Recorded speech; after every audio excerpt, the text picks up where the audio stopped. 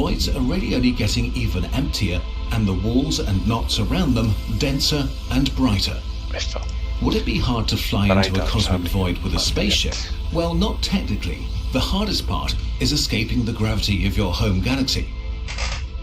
It also doesn't make much sense because what exactly do you want to visit inside a void? It makes sense to fly into a void if you want to hide, like really, really hide. But what cosmic horror would be scary enough for a civilization to try to escape into a cosmic void? Galaxies in the crowded cluster regions like our Milky Way are very active. Since its neighbour's gravity tugs and pulls at it, they collide and merge. Void galaxies are so isolated that they're aging in slow motion. They tend to be smaller, bluer and full of gas, birthing new stars slower and calmer. So void galaxies could be the last places that will stay habitable in our dying universe. The last star in the universe will likely be born here. So maybe in 100 trillion years or so, a desperate alien race will embark on an impossible journey to stretch their existence just a bit longer inside a void galaxy.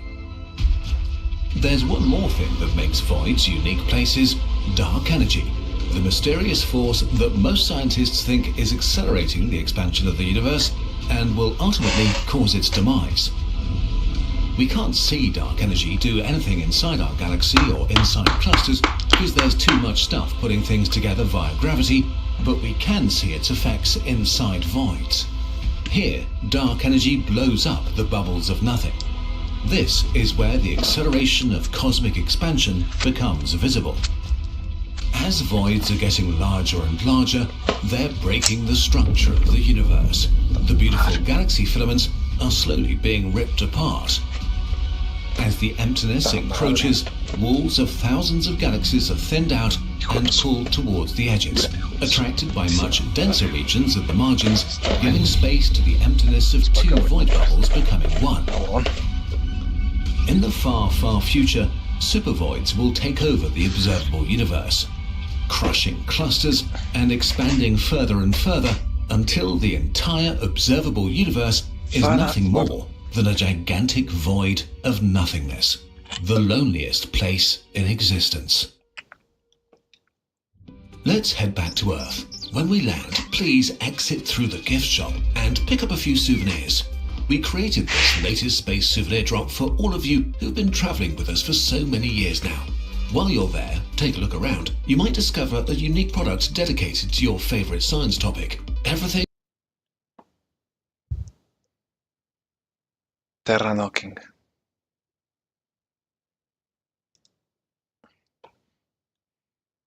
O sea, ametrallar la tierra, literal. In the 1960s, the US planned to nuke Israel with hundreds of thermonuclear bombs, and Panama, and Alaska, all in the name of progress, driven by a mad scientist to use the most destructive of weapons to build things, excavate canals, carve out harbours, tap oil and gas. This was Project Plowshare. It kept the US busy for 2 decades, burned hundreds of millions of dollars, and exploded dozens of nukes for a bright future. In the most feverish years of the Cold War, when the world got terrifyingly close to blowing itself up. Aquí como si intro. Ah, mira aquí como si. Aquí como si, güey.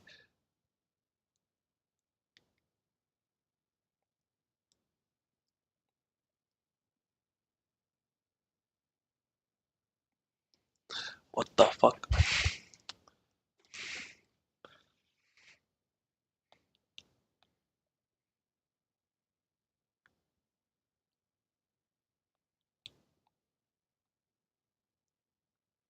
What the fuck?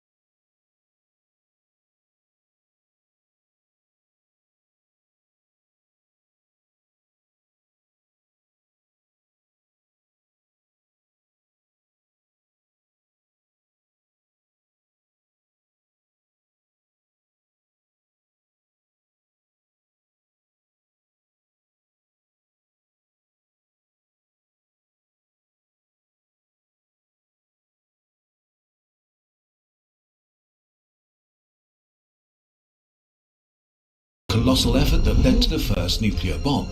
But almost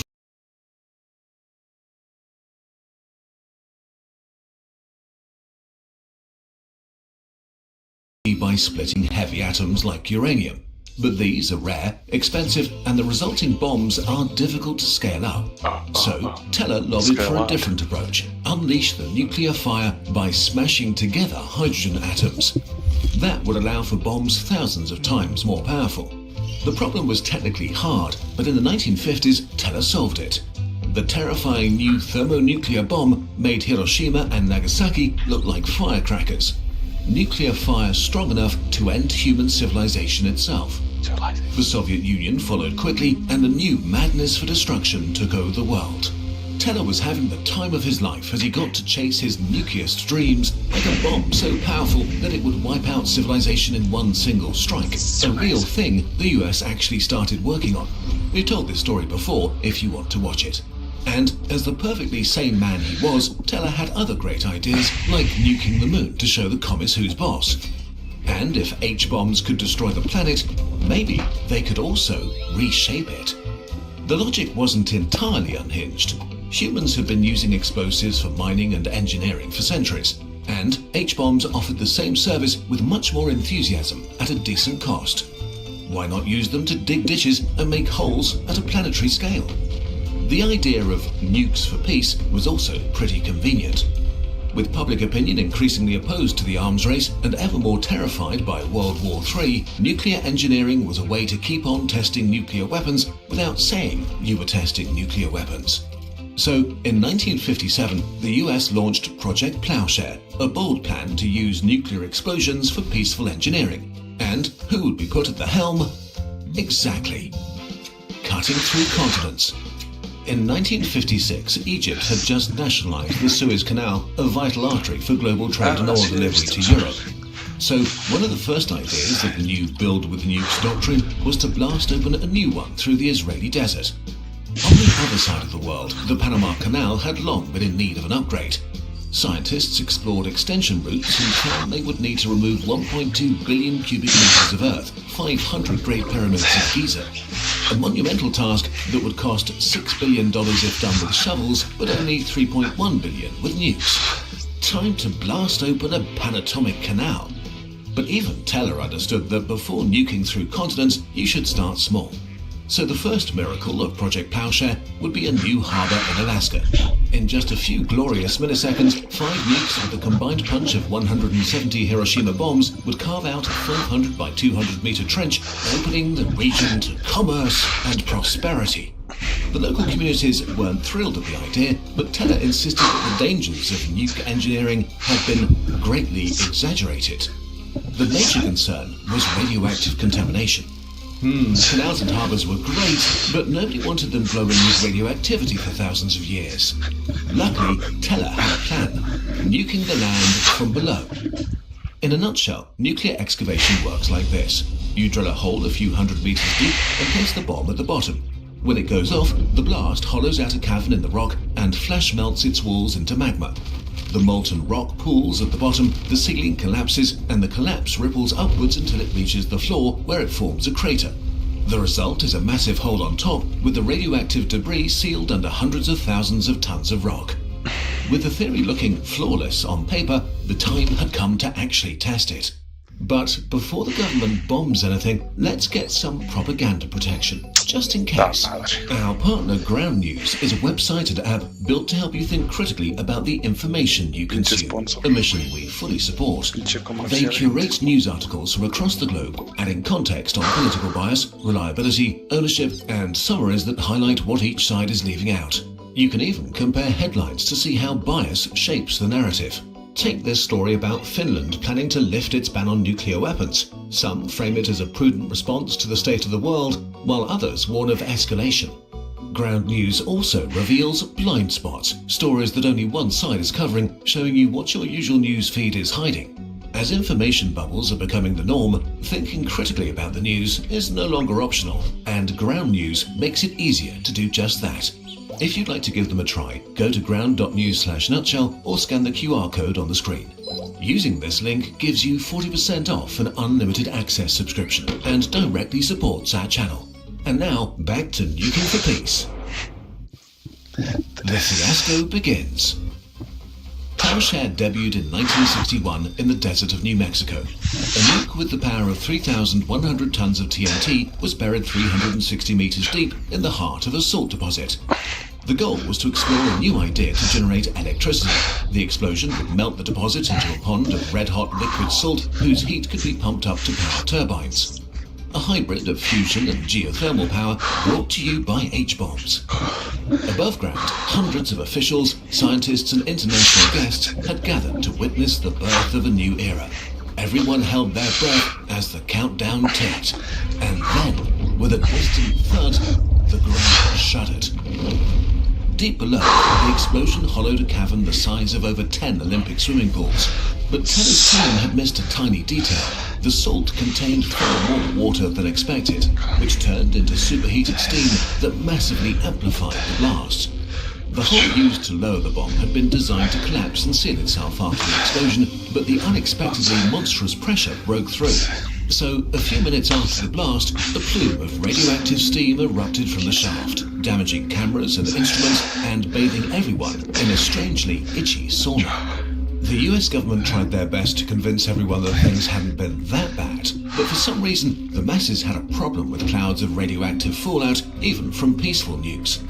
But that wouldn't discourage Teller. So, to show the world how cool H-bombs could really be, he scheduled another test, one 30 times more peaceful.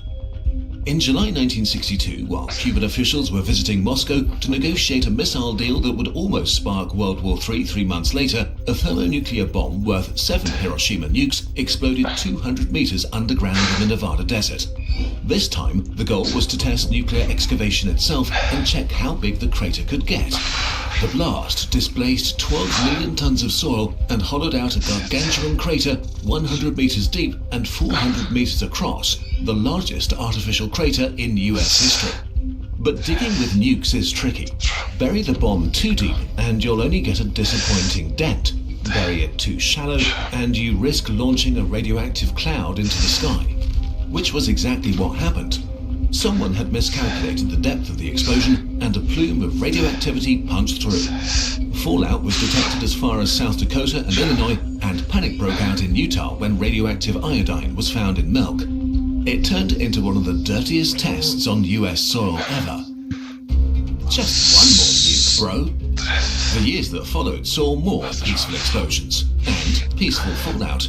Meanwhile, Teller's proposals got weirder. Liquefied tar sands in Canada with nukes. Blast a highway through the Sierra Nevada with nukes. Connect rivers in Mississippi with nukes. But the crown jewel of nuclear dreams was still the Panatomic Canal. A legion of scientists worked on it and plans got disturbingly far. One of the top contenders was Route 17, an 80-kilometer trench across pristine Panamanian jungle that was short, flat, pretty empty, and perfectly nukeable. 250 bombs with the power of 8,000 Hiroshimas would do the job. 43,000 people across 17,000 square kilometers would still have to be evacuated, just in case.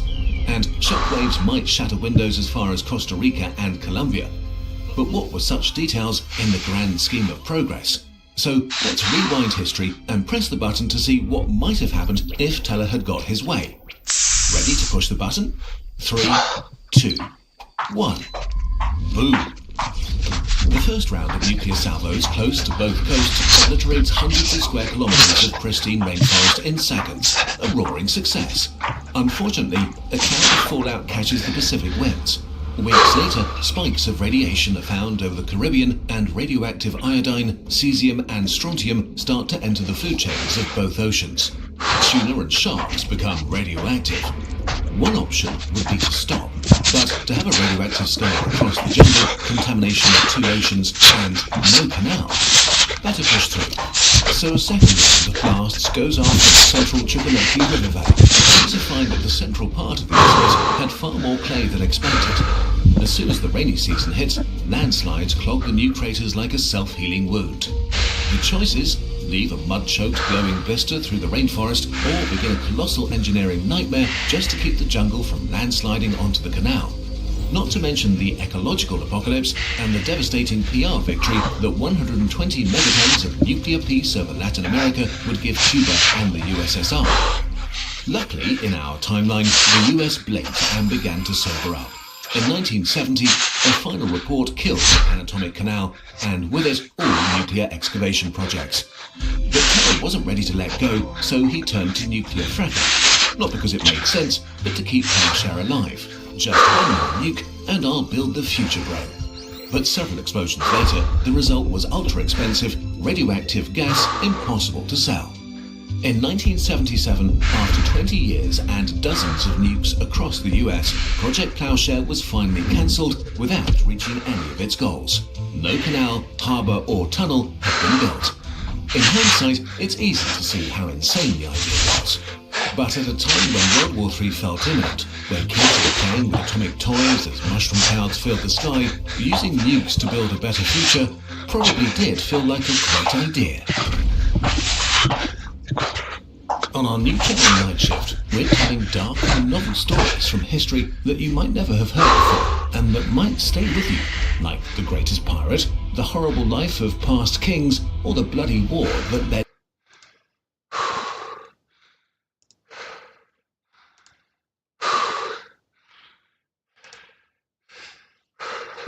You exist in a truly secret place nobody but you can enter. Your mind. When we say mind, we mean the place where you, whatever you are, exist. It's the totality of your inner world, the location of your consciousness and memories, the toolset of your intelligence. It's the place where all of your wants, thoughts and emotions happen, where you think, learn, dream and imagine things, consciously and unconsciously. Your mind is truly your own, a universe only directly accessible and inhabited by you and inaccessible to anyone else in the universe. And your mind is probably unique to you. Probably because how would we know if two minds are the same? What do you see when you imagine an apple? A detailed scenery, a crisp image with clear details and colour. Is the apple hanging in a void? Can you rotate it? Is it a 2D shape? Is it colourless or transparent or very vague? Or don't you see anything at all but feel what an apple feels like to you? Maybe a weird mix? Do you have an internal voice that narrates your life? Do you have an inner monologue? Is there silence inside your mind? Do you only hear voices when you read? Or do you process thoughts non-verbally or even just feel the world around you? It's a bit stunning how many variations of inner universes humans have and how different our minds must be. Humans have arguably the most complex minds on Earth, but today it's widely accepted that minds are not exclusive to us. There are trillions of animal minds out in the world, unaccountable little secret universes, forever locked to us. And by looking at them and their evolution, we may be able to learn why our minds are as stunning as they are today. A pretty wild idea is that minds might have originally evolved to control your movements, to create a gap between all of your sensory input and your motor output, how you react to information by moving your body. A tool to deal with the world.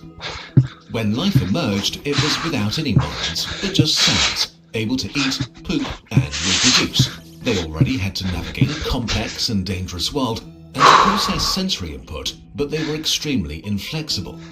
If a cell had the inner state hungry and sensed food, it automatically moved in that direction, or it flapped around randomly until it ran into a meal by accident. This worked well enough for billions of years and still does, but as life exploded in complexity and became multicellular, cells began to dedicate themselves to processing information. The first very simple minds emerged. Little more than tiny gaps, virtual spaces in which sensory information could be processed for a short moment before these early animals had to react. Roundworms only have 302 neurons in total, yet they're already able to learn things like, this thing is bad, and retain a memory that changes behaviour for a few hours before they forget again. Minds on this level most likely don't reason or think, but use simple rules that work well in their environments. Scientists still debate whether this counts as mind or are still just pre-programmed automated reflexes. With more neurons, animals can freeze before they act, process and interpret information, and make decisions for what's the best option at that moment. This is arguably where a true inner space, a mind, begins to emerge. And some insects may have something like it, like our buddy the bee. With a brain smaller than a sesame seed and about 1 million neurons, a bee has a much larger mind gap. And it's filled with information about the world. It builds and remembers a huge mental map of flowers over square kilometers of terrain, cross-referencing it with the position of the sun to find its way. Bees can take shortcuts, so they can't be simply following reflexes, but are actually navigating their internal maps. In extreme cases, when resources are scarce, bees can move up to 10 kilometers from their hives to collect food, the equivalent of going from Paris to Rome for groceries. And they keep the location of the food by dancing. Minds have emerged a few times in evolutionary history and evolved in different directions. So while we're telling this story by increasing complexity, in reality, minds are more like a weird mix of different experiments depending on what niches the animals fill. If your mind wants to experiment with a business idea, our partner Odoo has got you covered. Odoo is an all-in-one management software that helps you run your business every day.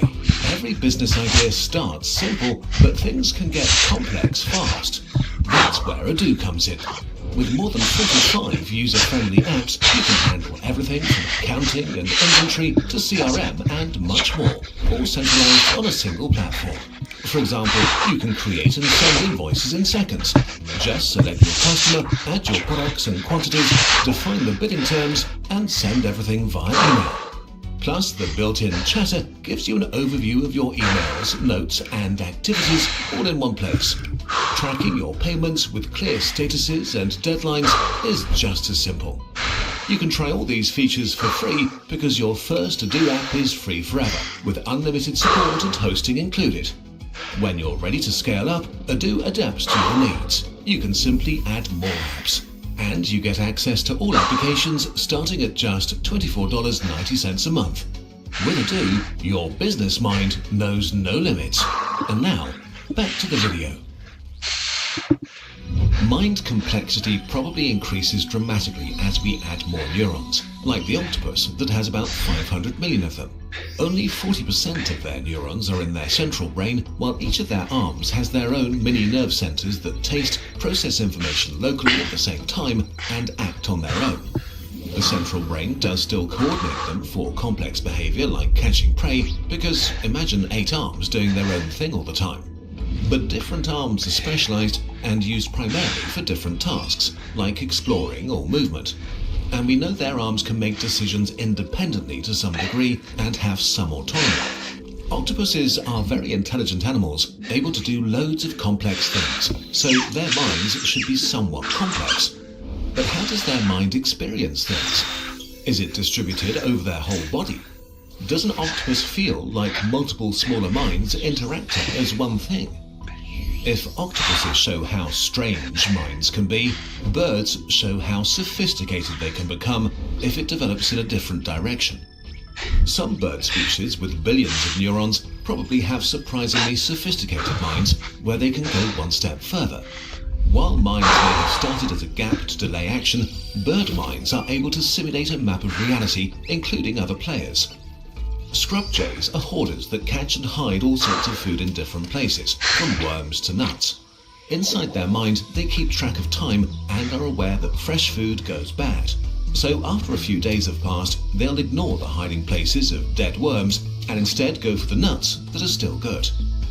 Probably more impressive, they might be able to simulate the minds of other birds.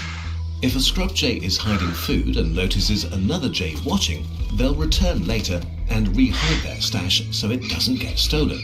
Which is a perfect transition to what makes the minds of humans so special. While we're probably not the only animals that can simulate other minds inside our mind, humans with our 86 billion neurons have taken it to extraordinary depths. The internal universe. When humans are born, they're cute but selfish blobs of meat, solely focused on their own needs. But around 18 to 24 months, a baby becomes able to recognize itself in a mirror. It realizes that something that seems to be other is actually itself, which is usually a delightful experience for the human larvae. But it's also the first step of a powerful realization. You're not just an observer in the world, there are also others that observe you. You see and you're seen. And if you're seen, well, then you can't just behave egoistically all the time because you need the goodwill of others to stay alive. We humans are not just simulating other minds in our minds, we simulate minds simulating minds. We think about what others think. We think about what they think about us thinking about what they think, and so on. There are a lot of layers. This awareness of the minds of others may be one of the origins of our moral conscience, and a huge reason why we're able to live in large societies with other humans we're not related to, and may have spawned one of our most charming obsessions, storytelling. We don't just remember that an event happened, we imagine what the people that were part of it were thinking, what we think they should have been thinking, what might have happened if they'd acted and thought differently.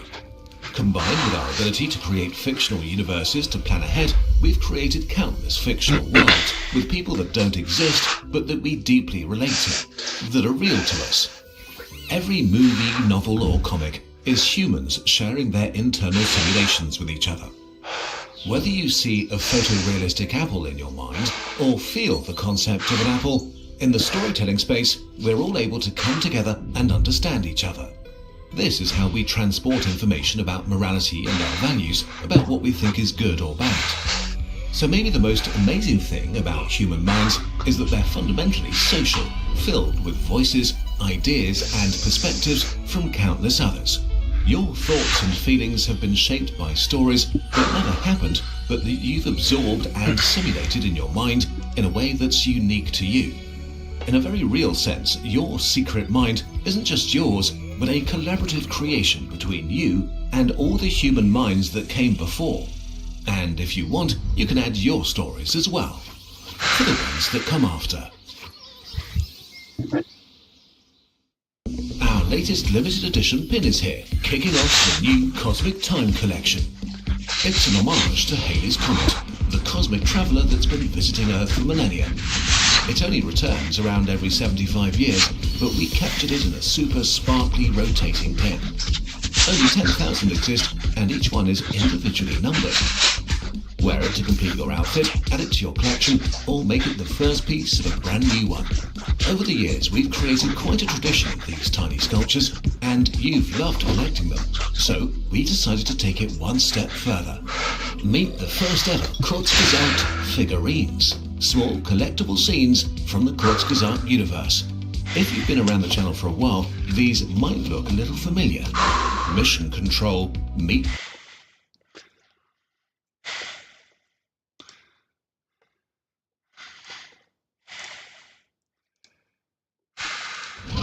Germany will soon crash into the consequences of a fertility crisis made much worse by the mismanagement of the boomer generation. The demographic collapse tearing up the generational contract may soon destroy one of Germany's greatest achievements, its welfare state. Millennials, Gen Z and younger are left with a huge mess they somehow need to sort while they're outvoted by the grey bloc making the decisions for them. What happened? What happened? Population collapse. Germany was among the first countries to industrialize, and so its fertility rates dropped early in the 20th century. But for 55 years, they've been below replacement at 1.4 children per woman in 2025. Compared to South Korea, this sounds almost amazing, but it still means population collapse. If fertility stays at 1.4, then 100 Germans will have 70 kids. When those grow up, they'll have 49 kids, who'll then have 34 kids, who'll have 24. A 76% drop within 4 generations. Many people think there are too many humans anyway, so what's the big deal? Well, at the same time people started living much longer. So we have a fatal mix of way more grannies and way fewer babies. The real crisis German millennials, Gen Z and younger will have to live through is the massive shift in population composition and the transition period. In 2026, Germany is already one of the oldest countries in the world, with a median age of over 45. Almost 2 in 5 Germans are over 50, almost 1 in 4 is older than 65. Only 1 in 8 is a child under 14. Despite its industrial production declining, suffocating bureaucracy, and little economic growth, Germany's system is still chugging along, and it remains one of the richest countries. The country still has a big population and a big workforce, along with generous social benefits and pension payouts. But soon, the reality of demographics and boom mismanagement will hit Germany like a freight train. Population crash means that a society and culture loses more than just people. The systems and countries we've built can't just be downscaled. Things stop working. Young Germans are screwed. Old ones too. By 2036, 13 million German baby boomers will retire. This big bulge here. But because they didn't have nearly enough kids, way fewer younger people will replace them. In 2030 alone, there might be millions of jobs that will be impossible to fill. Fewer people working means fewer taxes and resources for the state. Also, services will decline, waiting times will increase for everything from your bags at the airport to doctor's appointments. But the much more urgent issue is retirees. Germany has a pay-as-you-go pension system, which means that about 20% of today's salaries is directly paid out to pensioners.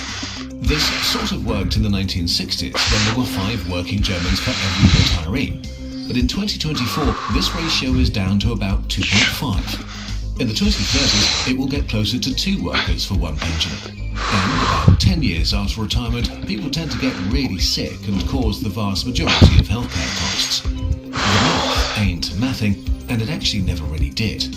Already in the 1970s, governments began to subsidise the pension funds with tax revenue, pushing the problem into the future, as has more or less every single government since then. Well, the future is today. In 2025, the German federal government spent roughly a quarter of its annual tax revenues to fix holes in the pension system, on top of the working population's payments. Let's say that again. 1 in 4 German tax euros is used to pay out pensions today. More than on education, research, infrastructure, and defense combined. The wealth of the nation is redistributed from the young and the working to the old and retired. And as the boomers retire, this will only get worse. It's money that could be spent on things that help the young and the working part of the population, like incentives to start a family, lower taxes, free childcare, cheap loans to buy homes, investments in education, infrastructure, or clean energy. There are so many things that would help young Germans. But will millennials and Gen Z get to enjoy similar pensions at least? Well, it's not very likely. The current system only works for boomers because their parents had more children and died younger, and because Germany was booming and the problem escalated slowly. Young people today don't have all of that. Okay, that's depressing, but at least the young can take care of their own time to save money, right? Well, many sure would like to, but taxes and contributions are about 40% of salaries for the average worker and almost 50% in the highest tax brackets, one of the highest in the world. Together with the rising cost of living and sluggish wage growth, this makes it especially hard for young and middle-aged Germans to generate savings for their own retirements. One of the best investments, wealth generators and comfort and security, is owning your own place. But due to a mix of NIMBYs preventing new development, increasing mountains of new regulations making building more expensive, and millions of people immigrating to Germany in the last few decades, the housing supply is deeply behind demand. Renting and buying real estate in metropolitan areas where young people actually want to live is so expensive today that even couples with a dual income and good jobs have a really hard time affording it. The generational contract in Germany is broken. And yet, some media voices continue to frame all this as a failure of young people's financial lives. The reality is complicated, and misleading narratives permeate the media landscape. Thankfully, there is a solution. Our partner, Ground News, is a website and app built to help you think critically about the information you consume, a mission we fully support. They curate news articles from across the globe, adding context on political bias, reliability, ownership, and stories that highlight what each side is leaving out. You can even compare headlines to see how bias shapes the narrative. Take this story about a report on Germany's economic decline. Some present it as a straightforward warning, while others highlight it as a serious threat to living standards. Ground news also reveals blind spots, stories that only one side is covering, showing you what your usual news feed is hiding. As information bubbles are becoming the norm, thinking critically about the news is no longer optional, and ground news makes it easier to do just that. Try it at ground.news/nutshell or scan the QR code on the screen. Using this link gives you 40% off an unlimited access subscription and directly supports our channel. And now, back to the video. Young Germans are condemned to pay off a huge loan on the future that the older generations have generously granted themselves. And they don't have the power to change this by voting, because German parties just have no incentive to help young people. Demographic decline in a democracy is a feedback loop. When seniors are the largest group of voters, politicians make politics for them. This leaves young Germans facing a hard time building wealth or getting their own homes, which makes them even less willing to start families and have children, even if they want to, all of which is making the demographic crash worse. Germany has become a society that works for the old and relies on the young, making it really hard to create new young people. Baby boomers' lives are affected too. With unsustainable pension funds, inevitably millions of older Germans will have to work much longer than they thought. A retirement age of 70 or higher is already being discussed. Today, about 20% of German pensioners live in poverty, and that rate is all but guaranteed to increase significantly in the 2030s. Still, seniors and boomers in total own the vast majority of Germany's wealth. Germans are even arguing about to what extent the costs of social systems have gotten out of hand.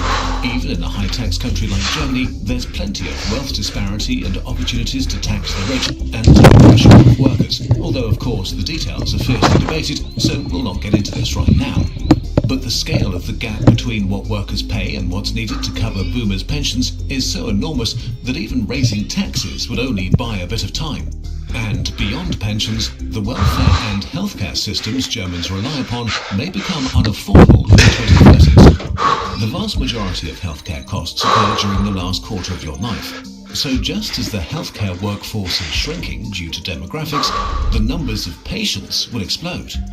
The waiting time for a specialist doctor is already months in the state healthcare system.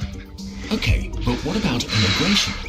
Whatever your opinion on immigration is, pro or against, please put it in the box and ignore it for a moment. We only want to look at it from one perspective. Can it solve the population crash? Let's look at the population again. If a country's pyramid looks like this and you want to stabilize it at the bottom, immigration won't do that. For one, it doesn't actually make your country that much younger. In Germany, the birth rate of most of its immigrants isn't higher than the locals, and if new immigrants have more children, they tend to adjust to the rest of the population within 2 generations. Sure, immigration over the last few decades has delayed the coming crash, and in the transition period we'll run into serious worker shortfalls, especially in healthcare and nursing. So zero immigration doesn't seem wise or feasible. But there's a problem. If birth rates stay as low as they are, or go down even more, then the German population will continue to shrink. And to keep it stable, it would constantly need to be replenished by new immigrants, until they age and themselves need new immigrants to pay for their retirement. No matter if you think this is a good idea or not, it's not actually possible. Birth rates are crashing everywhere. Eventually, immigration around the world will slow down massively. The world is running out of young people. So immigration can delay the issue a bit and ease the consequences, but that's it. Germany either has to solve its demographic crash or its welfare state and pension systems will break. Conclusion and opinion part. So how over is Germany? The demographic crisis is the greatest danger to German living standards and social cohesion, and the same crisis is unfolding in all Western countries. Things are about to escalate in Germany, Italy, France and Poland, but the same issues are also on the horizon in the US, Argentina or Canada. The reality nobody wants to talk about is that solving the demographic crisis will be very painful. It will require sacrifices from everywhere, and politicians seem incapable of addressing it honestly. But to solve the demographic crisis for real, something no nation has done successfully so far, might mean doing things that are intensely unpopular with older voters. Instead of spending 25% of Germany's entire budget on the elderly, especially the wealthiest them, we could invest more of it in families, paying for housing and childcare, and making it an amazing deal to have a big family. More than anything, our attitude to kids and families needs to change. Demographics move slowly, but then unstoppably. The next few decades will be rough, but our societies can decide just how rough, and what kind of societies will emerge on the other side.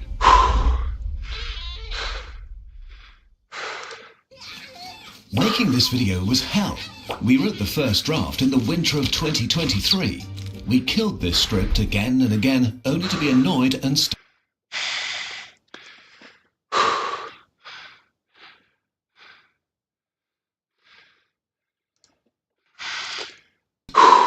In the last few years, Ozempic or Mounjaro managed to make millions of people lose massive amounts of weight with seemingly only mild side effects.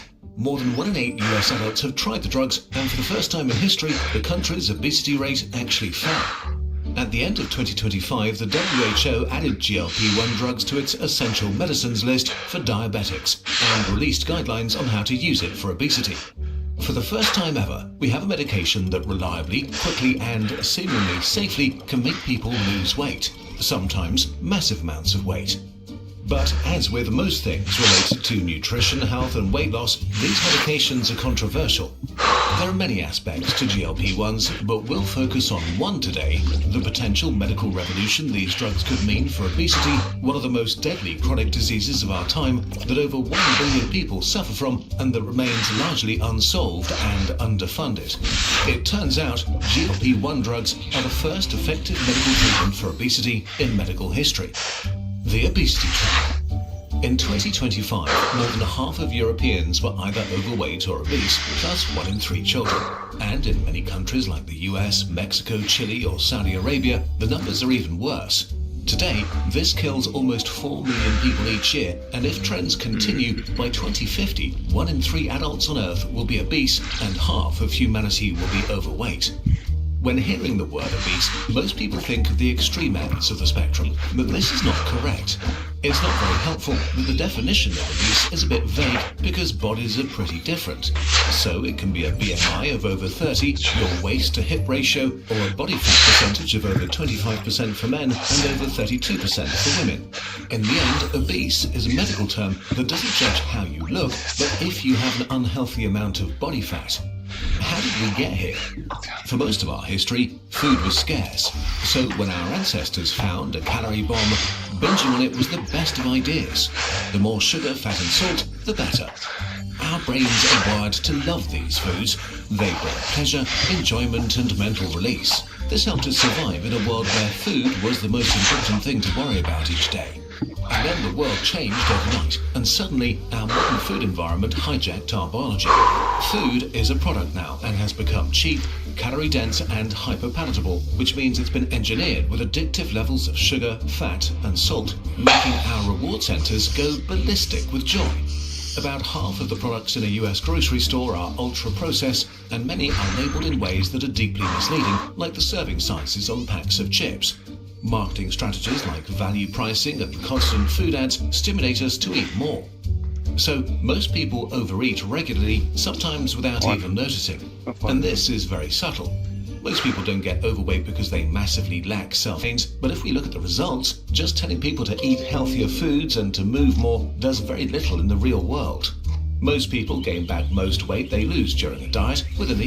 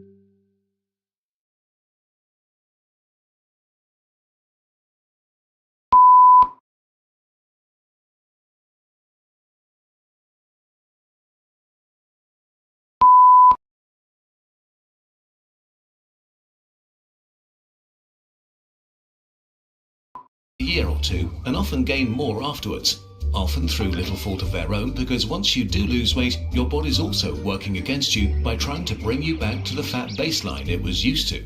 Really, the only reliable way to do it is a lifestyle change, not a break from calorie-dense food, but a lifestyle where you eat it only occasionally or not at all, which is not just very hard, but also feels like saying no to some of the best things in life. Finally, there's simply hunger, a really strong and hard to ignore signal from your body. How hungry you are is genetic, so just through bad luck, you may experience a lot of food noise and think about eating a lot. And to make things worse, in many people who get overweight or obese, their hunger signal becomes dysregulated. Not necessarily permanently, but even after losing weight, it can take a long time before your hunger adjusts downwards again. And this is exactly where GLP-1 drugs interact with our biology. Before we get there, let's fix something easier first. How we engage with the news every day. Our partner Ground News is a website and app built to help you think critically about the information you consume. The mission we fully support. They curate news articles from across the globe, adding context on political bias, reliability, ownership, and summaries that highlight what each side is leaving out. You can even compare headlines to see how bias shapes the narrative. The same weight loss drug story might be framed as a miracle by some outlets, while others warn about harmful trends. Ground News also reveals blind spots, stories that only one side is covering, showing you what your usual news feed is hiding. As information bubbles are becoming the norm, thinking critically about the news is no longer optional, and Ground News makes it easier to do just that. If you'd like to give them a try, go to ground.news/nutshell or scan the QR code on the screen. Using this link gives you 40% off an unlimited access subscription and directly supports our channel. And now, back to losing weight. Your hunger is hormones. Many eating behaviors, eat now or later, chocolate or vegetables, are actually governed by an orchestra of hormones that are not within your control.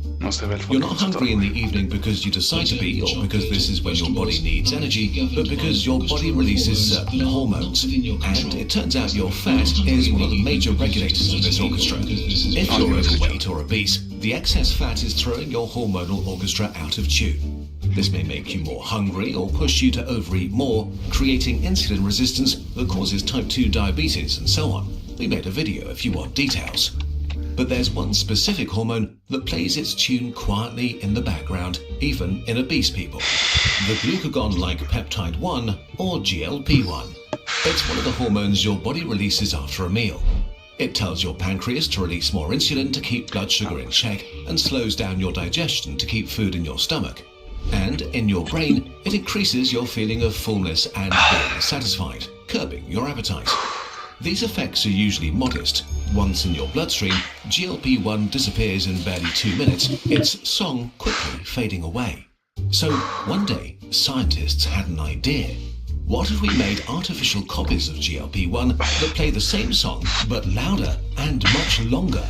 A GLP-1 signal that stays in your body would boost insulin and silence appetite. The first artificial GLP-1 was approved in 2005 for diabetes and in 2014 for obesity, but the revolution came with semaglutide and tirzepatide, Ozempic and Mounjaro. Really powerful GLP-1 agonists that play their songs in your bloodstream for up to a week. They send out a loud and steady signal that dials down your appetite 24/7. You still enjoy food, but you feel full and satisfied much sooner, making it easy to not overeat. And since the song never really switches off, you feel less hungry throughout your day, making you eat less often. How intensely you feel hunger is largely genetic, so especially people who suffer from food noise, a constant urge to eat, feel a huge psychological relief from the drug. Finally, their body stopped screaming at them. Suddenly, you're dieting without expending willpower, without really thinking about it. It feels magically effortless. By changing your biology, a drug changed your behavior. But, is this a good thing? Miracle drugs. On the weight loss side, these drugs are incredibly effective. Vamos a hablar de In drogas, 3 gente. months, you can lose 10% of your initial weight. 3 months later, over 15%. And after a year, you may reach more than 20%, a level of weight loss that used to only really be achievable through bariatric surgery. In other words, GLP-1 drugs make excess weight melt away like nothing before. We can't stress enough how unhealthy obesity is, causing everything from diabetes to heart attacks and cancer. So, the consequences for health are stunning. Treatment with semaglutide cuts your risk of stroke or heart attack by 20%. 16 months of tirzepatide crashes your chances of developing diabetes by 66%. They also reduce sleep apnea, improve kidney and liver function, lower inflammation, cut cancer risk, and may potentially slow Alzheimer's. They might even boost fertility, as obesity often disrupts hormones and increases complications during pregnancy. And there may be more positive long-term effects. Some of these benefits are a direct result of weight loss, but intriguingly, they sometimes occur regardless of how much weight has been lost, and some have been seen in patients who weren't obese to begin with. We don't know why yet, but it seems like turning up the GLP-1 signal is synchronizing the whole metabolic organism, restoring a balance between brain, gut, and body. And, as if that weren't enough, GLP-1 drugs may also quiet other cravings. They seem to reduce the use of alcohol, nicotine, cannabis, and opioids. Large trials are underway to confirm these effects. If the results hold, they could become something unprecedented, real anti-addiction drugs. But of course, there are side effects. Most commonly, nausea, vomiting, diarrhea, and constipation. Not fun, but usually harmless and fleeting for the vast majority of patients. More serious stuff like pancreatitis, kidney problems, or gallbladder disease do happen, but for well under 40% of people. So it's pretty risky to take these drugs without medical supervision, and in extreme cases, they can land you in the emergency room. While these drugs are not really that new, since diabetics have been using them for decades, because now millions of people are using them, we might discover new side effects in the coming years. Apart from this, the main downside of GLP-1 drugs may come from their greatest strength, rapid weight loss. If you don't actively check what you eat, taking these drugs is just an unhealthy crash diet. Any steep calorie deficit requires resistance training and plenty of protein, or else you'll lose a lot of muscle along with the fat. That's harmful at any age, but especially after 40, when building muscle gets harder and the risk of falls starts to rise. So, while these drugs change your biology, they don't do all the work for you. Staying healthy still requires you to adopt healthy habits. In the end, the same is true for these drugs as is for any other diet. Without a lifestyle change, you either have to use the drugs forever, or you'll probably gain the weight back. After about a year, the weight loss slows down and eventually stops in most people. At this point, you usually stop using the medication. If you use that time to change your eating habits, you have a really good chance of keeping the lost weight off. But about 25% regain a significant chunk, and some 20% put back on all of it. So, for many, maintaining the results may mean staying on the drug forever. Is this a bad idea? Well, we don't know. The newest generation of drugs is just too new, so there's no long-term data. The first GLP-1s from 2005 haven't shown major issues. Based on what we know today, it seems pretty clear that living with obesity is much unhealthier than living with drugs. And to be crystal clear, this doesn't mean that these drugs are for everyone. If you want to lose a couple of pounds but are otherwise healthy and have no chronic disease, these drugs were not made for you. You really should go the traditional route first before you start injecting drugs. Using it to get to unhealthy amounts of low body fat is definitely not a great idea. In a nutshell, the best thing these drugs do is to remove the pressure of intense hunger and food noise, to give you a time window where you can change your habits. You still need to change your habits though. No drug can fix that for you. Conclusion and opinion. A recent study modelled what would happen if millions of US adults who are obese or overweight got GLP-1 drugs for life. In just 2 years, about 50% of all obesity in the country would vanish. Over the years, it would prevent 26 million cases of diabetes, 13 million cases of heart disease, and 5.5 million premature deaths, which seems like a pretty good thing. And new drugs that are in final trials promise to work even better. Defeating obesity suddenly feels within reach. Right now, the biggest obstacles are actually supply shortages and high prices, which make these drugs inaccessible for many who actually need them. Patents for semaglutide and tirzepatide will expire soon in many countries, and prices for them will collapse as a result. In the long run, increased production and plummeting costs seem almost guaranteed. So, should we just inject obesity away? Well, for now at least, it seems that there are few downsides, although please don't listen to internet videos and talk to your doctor before you make any decisions for yourself. It's also important to remember that while these drugs are immensely helpful, they are not magic. They make a hard thing easier, but it still requires you to change your habits and put in some effort. They can gain us the time we need to fix the root causes of obesity, but it does seem the future just got to be a lot healthier. Our latest limited edition pin is here, kicking off the new Cosmic Time collection. It's an homage to Halley's Comet, the cosmic traveller that's been visiting Earth for millennia. It only returns around every 75 years, but we captured it in a super sparkly rotating pin. Only 10,000 exist, and each one is individually numbered. Wear it to complete your outfit, add it to your collection, and make it the first piece of a brand new one. Over the years, we've created quite a tradition of these tiny sculptures, and we've loved collecting them. So, we decided to take it one step further. Meet the first ever Kurzgesagt figurines, small collectible scenes from the Kurzgesagt universe. If you've been around the channel for a while, these might look a little familiar. Mission Control, Leap Duck, always ready for another trip through space. Never stare directly into a deadly ray from space. This burp learned the hard way. And whatever you do, never press the big red button. Get one or all of them for your desk, bookshelf, or honestly, your life in general. We had a blast designing them, packing each one with love and tiny details. Head over to our shop. We've put together a few deals for you. Get your special piece of Kurzgesagt now.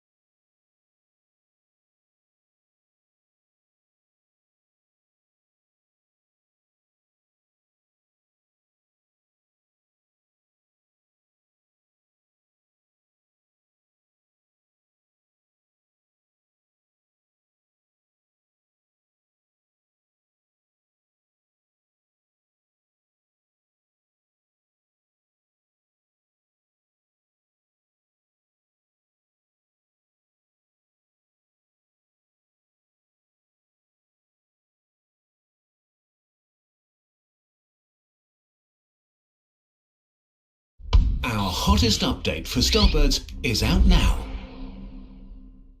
Earth seems like a paradise for life, but it's actually kind of mid. Big parts of it are covered by hostile deserts of ice, fire, rock, or darkness. Could there be a planet that's not just more suitable for life, but ideal? So perfect for the emergence of life, filled with not just biomass, but also biodiversity, that Earth is a barren desert compared to them.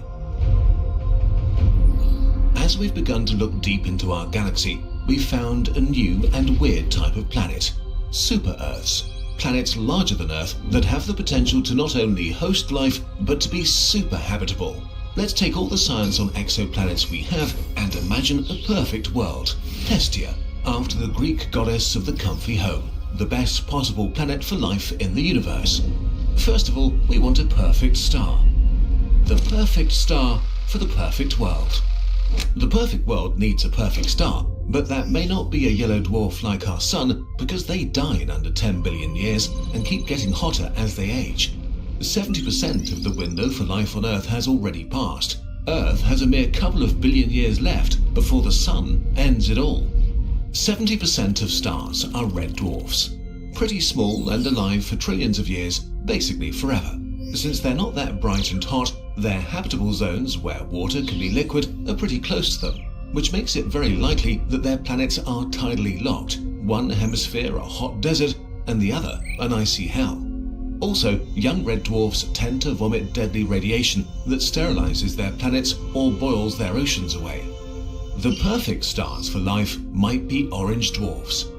In the Goldilocks zone between red and yellow dwarfs, their energy output is very stable, radiation tends to be less aggressive, and most importantly, they live up to 70 billion years, giving life plenty of time to emerge, evolve, and thrive. So here's our perfect star, an orange dwarf, born 3 billion years ago in a calm galactic neighborhood. For the next tens of billions of years, it will be super stable. Among dead rock planets and massive gas giants, one planet is our super habitable super Earth, Hestia, where life can thrive like nowhere else in the universe. The perfect planet, a super habitable world. Hestia's radius is 1.3 times Earth's, so it has 70% more surface area, a lot more space for life. With almost twice Earth's mass and 20% more surface gravity, walking on it you'd feel 20% heavier. Unfortunately, it's a hot, dead desert. Like Mars and Venus today, it's still missing two things. Firstly, a magnetic field that protects Hestia from solar storms and the cosmic radiation that sterilize its surface and blow its atmosphere away like poor Mars. So, deep inside, Hestia gets a massive metallic core spinning in a liquid mantle that creates a magnetic field of exactly the right strength for super strong protection. And Hestia needs plate tectonics to mix its surface around. Venus turned into a 470-degree hell because without tectonic plates breaking and mixing, the tension and heat below its surface unloads in apocalyptic volcanic eruptions. Continental plates moving into the depths also remove CO2 from the surface, which is great because excess CO2 makes the atmosphere heat up too much. And they bring up a vital mix of water, minerals, and elements that life can feast on. We also have something for you to feast on, our latest video game. We've been working on this game together with the amazing birds over at Tocando Interactive for almost 3 years. Starbirds is a relaxing factory building and resource management game in which you mine asteroids, collect resources, craft goods, and create brain-twisting interstellar production networks. Level by level, you guide your crew to new star systems, each with its own set of challenges. Frosty cold, scorching heat, and... wait, is that an alien tentacle? Blah. Since we launched the game in early access last year, a lot has changed thanks to all the feedback we received from those of you who've already played it. We continued the story campaign and added 2 whole new star systems, introducing many more levels, production buildings, and alien life. There's also a brand new free play mode that lets you travel beyond the story campaign and generate your own levels. And we also added controller support if you'd rather play on the couch or on the go with your Steam Deck. This is the second big update before we gear up for the grand finale. We're looking forward to your feedback and experiences and are now hard at work on the last big content update, the Starbirds full release. Grab Starbirds for a special early bird discount on Steam now.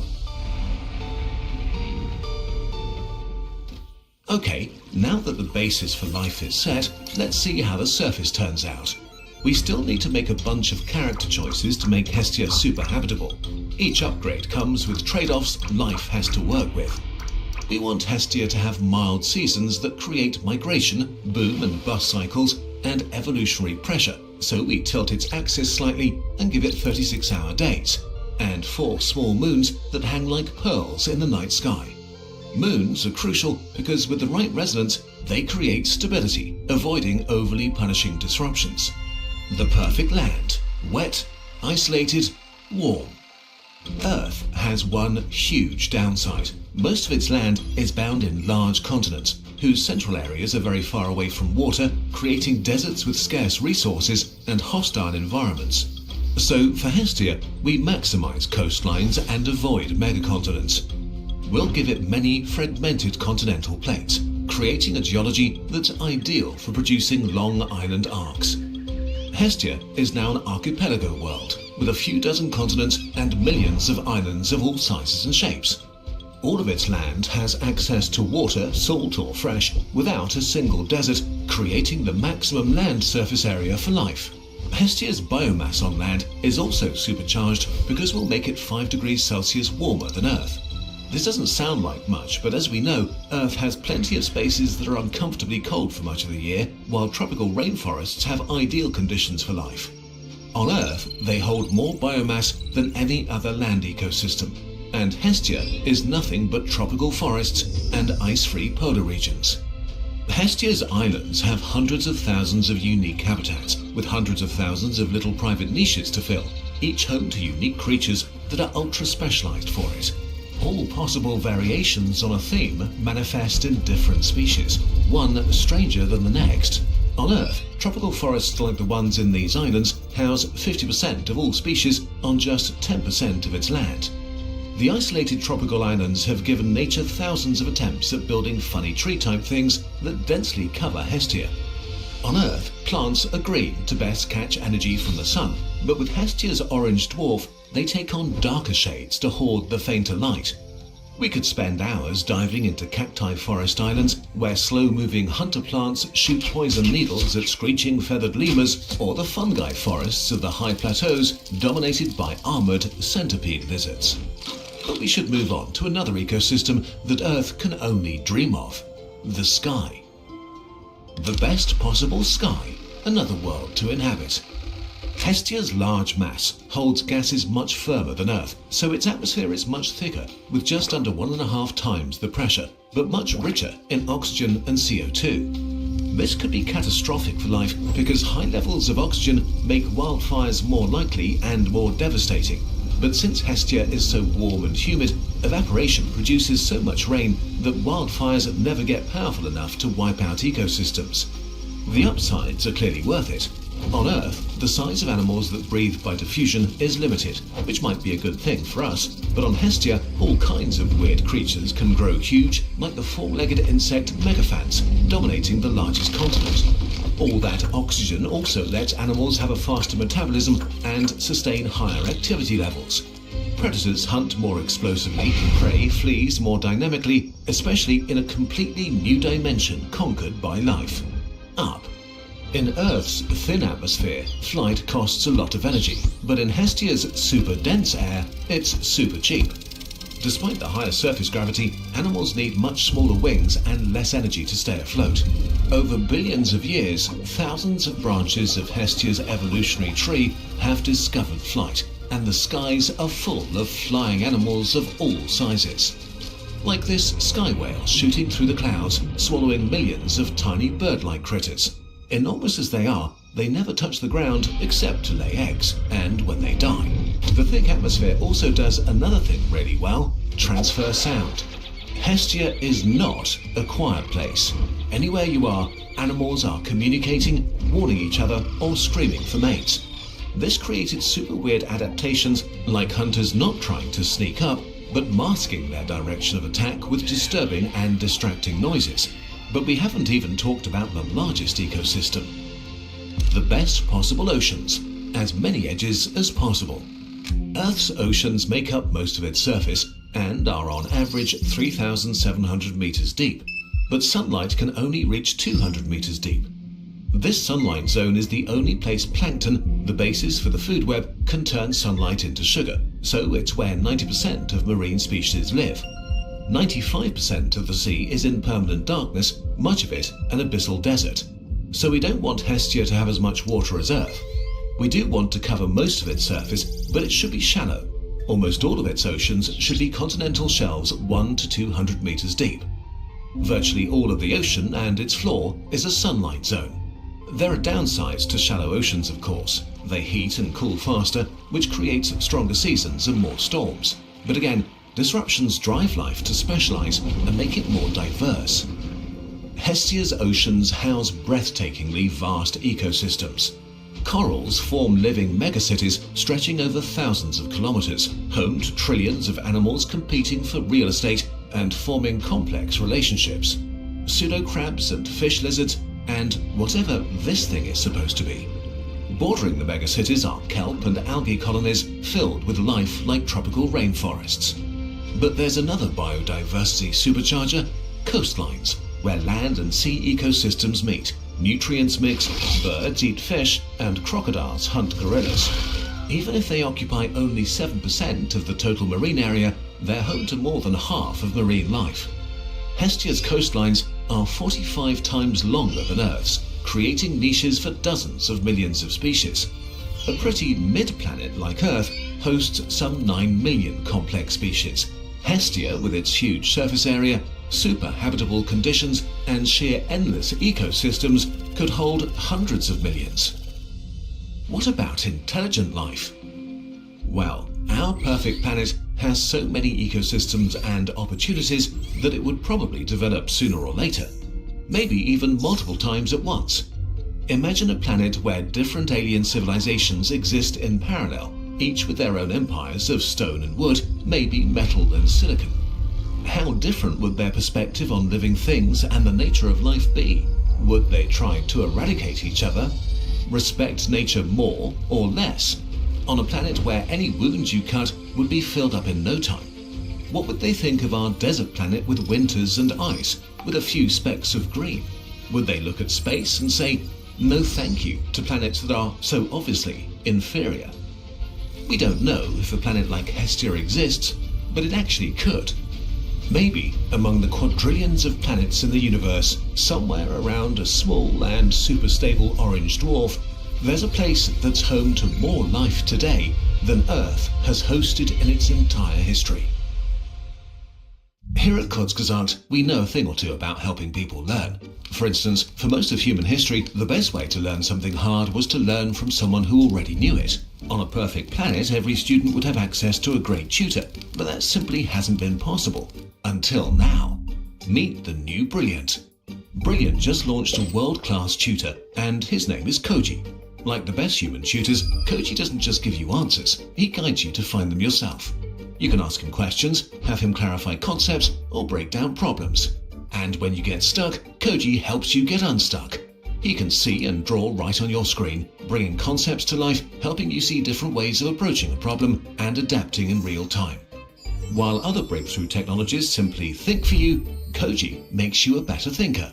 Brilliant is already our favorite way to learn. Its curriculum is designed by experts from MIT, Harvard, Stanford, and Caltech, covering maths and coding from grade 5 through college and beyond. It's also perfect for summer break, helping students return to school even sharper than when they left. A perfect planet gives life the conditions to emerge. Brilliant gives minds the conditions to flourish. Click the link below to get started with Brilliant's tutor for free. You can also upgrade to Premium to get full tutor support. And right now, Kurzgesagt viewers can get 20% off an annual subscription at brilliant.org/nutshell. You want to listen to the beautiful soundtrack without my annoying voice? Well, it's up to you. Just select the audio track Interlingua down here and watch the video again as a music video.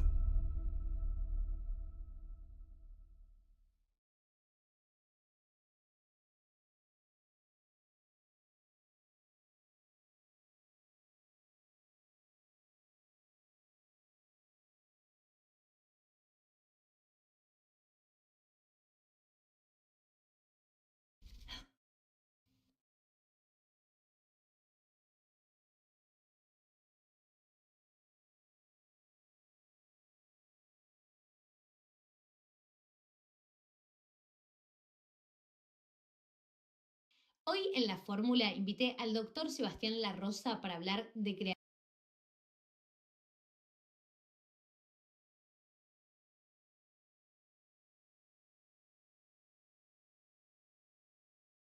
Hoy vamos a ver las 5 estrategias que mejoran tu memoria más basadas en evidencia y también vamos a ver cosas que no sirven para que no pierdas tu tiempo si estás buscando potenciar tu capacidad de memoria. Y te doy el primer dato de hoy que tiene que ver con cómo funciona nuestra memoria para que la puedas potenciar ahora mismo, y es que si te tomas media hora para estudiar una información y luego dedicas 15 minutos para tratar de recordar esa información al libro cerrado, con la computadora cerrada, simplemente tratando de recordarlo, vas a recordar luego más información que si te hubieses dedicado otra media hora a releer la misma información. Y antes de seguir te adelanto que también hay cosas que no funcionan. Hay 2 técnicas de estudio que son bastante populares y que son muy poco efectivas, y otra que es el ginkgo biloba, que es un suplemento que parecía mejorar la memoria en personas con Alzheimer y en personas con demencias, pero no parece ser muy efectivo para personas sanas. Y un punto más que no funciona tiene que ver con estudiar con música que tenga letras. Es peor estudiar con música con letra que estudiar en silencio. La primera y una de las mejores técnicas para mejorar tu capacidad de memoria es lo que en inglés se llama active recall o práctica de recuperación. Normalmente cuando afianzamos una información y la transformamos en una memoria a largo plazo, o cuando estamos recuperando una información que ya tenemos en nuestro cerebro, lo que hacemos es disparar una serie de neuronas en el mismo orden o en el orden inverso para traer esa información a superficie, para tenerla a mano básicamente. Y esta práctica de recuperación o active recall nos permite hacer exactamente eso. Lo que la mayoría hace cuando estudia es releer, es volver a leer la información. Cuando quiere memorizar algo, vuelve a leerlo varias veces. Por ahí tienes un apunte, lo estás mirando, lo estás marcando con un resaltador que cambia muy poco, o repetís la lectura. Esto se siente productivo, pero no son los pasos que usa tu cerebro para memorizar información. Y la práctica de recuperación, que es lo que te permite a vos tener a mano la información que necesitas después en un examen, en una situación en la que la vida cotidiana te sirva, en cualquier otro momento, es lo opuesto. Cerrás el apunte, cerrás el libro, cerrás la computadora y tratás de recordar el contenido sin la información adelante. Te equivocás, te cuesta, te frustra, eso es lógico, y es exactamente lo que entrena la memoria, es que vos vayas a pedirle a tu cerebro la información que ya está en tu cerebro. Y hay un estudio publicado en la revista Science con un dato bastante útil para esto, que es que estudiantes que repitieron la lectura del material no recordaban más a la semana siguiente, o sea, no habían mejorado su memoria por volver a leerlo. Mientras que los que se autoevaluaron, los que cerraron el libro y trataron de hacer esta práctica de recuperación en vez de releer, duplicaron su retención. Y lo más extraño de este estudio es que los que releyeron la información, el primer grupo, pensó que sabía más. Esto sucede porque cuando volvemos a leer un texto y ya lo leímos antes, lo hacemos de manera más fluida y eso nos hace pensar que tenemos más información, pero simplemente está relacionado al hecho de que ya vimos el material antes. Esto es algo que en neurociencia se analiza como ilusión de competencia. Como vi la información antes y la leo más rápido, pienso que sé más de lo que sé, pero no se correlaciona después con la memoria real que vas a tener. Por ende, la forma más simple de mejorar tu memoria en este sentido es cerrar el libro y escribir lo que recordás. La segunda estrategia para mejorar tu memoria hoy tiene que ver con, en vez de estudiar todo de corrido, distribuirlo a lo largo del tiempo. Esto es lo que llamamos repetición espaciada, y hay un metaanálisis que nos muestra que distribuir la información, el material, en varias sesiones cortas, separadas en días, retiene mucha más información que una sola sentada larga. Eso sucede por varias razones, porque tu cerebro no tiene la energía para retener todo eso en 10 horas de estudio, como hicimos todos antes de rendir un examen, pero a la vez dividir esas sesiones a lo largo de los días nos da repetición y nos da otros beneficios, y los estudios sobre esto comparan lo que todos hicimos, que es estudiar masivamente la noche anterior, contra distribuir la misma cantidad de horas en 6 días. Y lo extraño de estos estudios es que toman poca cantidad de tiempo, toman 3 horas como sesión de estudio. A medida que alargamos las horas de estudio en un solo día, este efecto es cada vez más evidente porque cada vez más notorio el beneficio de dividir esta sesión de información y en los grupos que estudiaron que decidieron seguir en 6 días, la diferencia en recuerdo a la semana siguiente podría ser de hasta 3 veces más comparativamente con las personas que habían estudiado de manera no espaciada. Quien trató de memorizar la misma cantidad de horas durante 6 días recordaba hasta 3 veces más que la persona que había memorizado durante la misma cantidad de tiempo en un solo día. Con lo cual, la regla aplicable para vos hoy es muy simple. Si vos tenés una semana para estudiar algo, hacelo todos los días un poco y no veas sesiones muy largas el día anterior. Y lo mejor de esta segunda técnica de memoria es que la podés combinar con la primera también, con esta práctica de recuperación o active recall. La forma ideal sería que cada día, durante una semana, haya 5 minutos de autoevaluación de lo que vos aprendiste o de lo que vos querés memorizar. Son pequeñas dosis repetidas en el tiempo tiempo, y esto es realmente como nuestro cerebro memoriza a largo plazo. Ya solamente aplicar estas dos primeras técnicas te puede permitir a vos, si las aplicás correctamente en conjunto, aumentar tu retención de información a la semana hasta el punto en donde cuatriplicás esa retención. Y la tercera estrategia sobre capacidad de memoria tiene que ver con que lo que estudiamos o lo que memorizamos o lo que en realidad transformamos en memoria a largo plazo se graba, entre comillas, mientras dormís. Y por un lado lo vemos en cómo funciona nuestro cerebro y por el otro lo vemos en consecuencias. Normalmente, si algo que vamos a memorizar requirió que las neuronas de una zona de tu cerebro se disparen en un orden determinado, durante el sueño REM replicamos ese orden de disparo o de activación de las neuronas, que es lo que ayuda a memorizar a largo plazo, a transformar en memoria a largo plazo esa información. Y un estudio en la revista Nature mostró que una sola noche en vela reduce significativamente la actividad del hipocampo cuando vos intentás aprender algo nuevo al día siguiente. Esto es obvio, si no dormiste, tu capacidad de memoria sufre muchísimo y básicamente el cerebro pierde la capacidad de codificar memoria nueva, pero podemos extrapolar una información que es todavía más útil, que significa mejora tu calidad de sueño todo lo posible para favorecer esta retención después de la información que vos querés memorizar. Con lo cual la regla para esto es simple: dormí entre 7 y 9 horas después de haber aprendido algo importante. Si estás estudiando para un examen y te quedaste toda la noche en vela para aprender más información, como lamentablemente yo he hecho muchas veces con medicina legal, neurocirugía, terapéutica y demás, lo que estudiaste no va a quedar grabado a largo plazo. Por ende, por ahí rendís esa información en ese momento específico, pero a largo plazo, a las 2 semanas posteriores o un periodo más largo todavía, tu retención es muy baja sobre esa información. Y la cuarta estrategia que podemos usar para mejorar nuestra memoria es la única intervención que conocemos que agranda el tamaño de una zona del cerebro que llamamos hipocampo, que es una de las zonas más asociadas con la formación de nueva memoria y la transformación de esa memoria a posteriori a largo plazo. Y hay un estudio que deja esto claramente en evidencia, donde un grupo de personas hizo ejercicio moderado durante un año y otro grupo hizo solamente estiramiento. Con lo cual no estamos hablando de ejercicio aeróbico intenso, estamos hablando de zona 2, de algo mucho más moderado y más fácil de sostener en el tiempo. Y después de un año, el grupo que hacía ejercicio aeróbico moderado tenía un hipocampo, esta zona del cerebro, 2% más grande. Había crecido esa zona del cerebro, había desarrollado esa zona del cerebro. Mientras que el grupo que solamente hacía estiramiento lo tenía más pequeño, que es algo normal con la edad. Llévate la idea, si querés a nivel coloquial, aunque no deberíamos traspolarlo así, de qué significa revertir 1 o 2 años el envejecimiento de esa zona de tu cerebro simplemente por haber hecho ejercicio moderado. Y lo mejor de todo esto, si no sabes qué es ejercicio moderado, cuánto tenés que hacer, etc., es que tenemos metaanálisis que dejan esto muy claro y que nos muestran que funciona muy bien el ejercicio aeróbico moderado, zona 2, para darte una idea, de entre 45 y 60 minutos 3 veces por semana, con lo cual tampoco es tanto, y que caminar rápido, si alcanzamos ese nivel de intensidad aeróbica, también funciona. Y la quinta técnica o estrategia, que es la que más se usa en campeonatos de memoria, es obviamente el palacio de la memoria. La idea es antigua, viene de los oradores griegos, con lo cual tiene 2500 años por lo menos, y en pocas palabras la idea es que vos asocies cada cosa que querés recordar con un lugar específico en una ruta mental que vas a hacer por tu palacio de memoria, que puede ser tu casa. Es simplemente algo que vos elegís porque recordás muy bien y tenés la imagen tridimensional en tu cabeza. En ese palacio de la memoria podemos simplemente decidir dónde vamos a alojar cada tipo de información, o si no, cuando tenemos que recordar una lista larga, en general lo hacemos siguiendo un recorrido que haríamos habitualmente. Por ahí entramos por el living o la sala de estar, entonces ponemos la primera imagen que tenemos que recordar en ese lugar. Por ahí luego atravesamos la cocina, entonces ponemos la segunda imagen o la segunda información que tenemos que recordar en esa zona, y así progresivamente siguiendo un recorrido. Y en líneas generales, cuando tenemos que recordar algo en un orden, mientras más absurda y vívida es la imagen que usamos o la información que usamos para posicionarlo en ese primer lugar, en ese segundo lugar, etc., más fácil es para nosotros recordar esa información.